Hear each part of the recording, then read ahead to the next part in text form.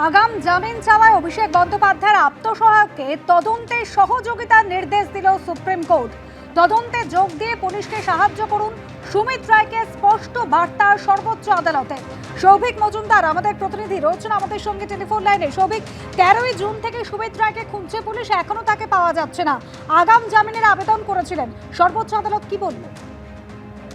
দেখো, তুমি জানো সুমিত রায় তিনি কলকাতা হাইকোর্টেও এই আগাম জামিনের জন্য আবেদন করেছিলেন, কিন্তু তারপরে আমরা দেখতে পাই যে শালবনির যে জমি দখলের মামলা রয়েছে সেই মামলাতেও সুমিত রায়ের আগাম জামিনের আবেদন খারিজ করা হয়েছিল, কিন্তু কেবরার একটি মামলায় তার আগাম জামিনের আবেদন মঞ্জুর করা হয়। এরপরে আমরা দেখতে পাই যে আরো একাধিক মামলা সুমিত রায়ের বিরুদ্ধে ইতিমধ্যে আছে, ফলে সেই সমস্ত মামলায় সুমিত রায় তিনি কিন্তু সুপ্রিম কোর্টে গেছিলেন এবং আগাম জামিন চেয়ে গেছিলেন, কিন্তু সুপ্রিম কোর্টের স্পষ্ট বার্তা হচ্ছে যে সমস্ত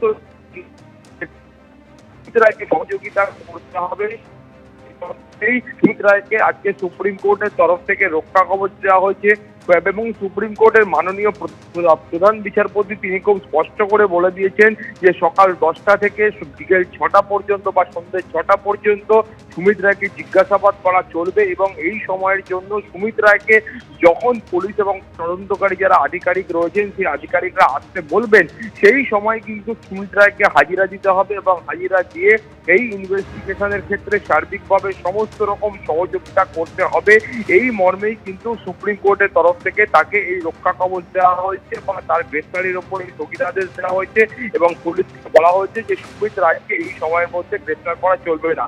তোমার মনে থাকবে যে এর আগে যখন কলকাতা হাইকোর্টে অভিষেক বন্দ্যোপাধ্যায়কেও রক্ষা কবচ দেওয়া হয়েছিল, সেই সময়েও শর্ত হিসেবে বলে দেওয়া হয়েছিল যে ইনভেস্টিগেশনের ক্ষেত্রে সমস্ত রকম সহযোগিতা করতে হবে এবং পুলিশের তরফ থেকে যখন আসতে বলা হবে তখন গিয়ে সেই তদন্তে সহযোগিতা করতে হবে।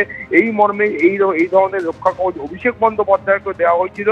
ফলে সেই একই পথে কার্যত হেঁটে সুমিত রায়ের যে আগাম জামিনের আবেদন করেছিল সেখানেও সুপ্রিম কোর্টের খুব স্পষ্ট নির্দেশ রয়েছে, তদন্তের ক্ষেত্রে কোনো রকম অসহযোগিতা সেটা সুপ্রিম কোর্ট বরদাস্ত করবে না এবং খুব স্পষ্ট করে বলে দেওয়া হয়েছে সকাল 10টা থেকে এই জিজ্ঞাসাবাদের যে পর্ব আছে সেটা শুরু হবে এবং সেটা সন্ধ্যে 6টা পর্যন্ত চলতে পারে এবং পুলিশ আধিকারিকরা তদন্তকারী আধিকারিকরা তারা যখন মনে করবেন সেই সময় সুমিত রায়কে হাজিরা দিয়ে এই ইনভেস্টিগেশনের সহযোগিতা করতে হবে।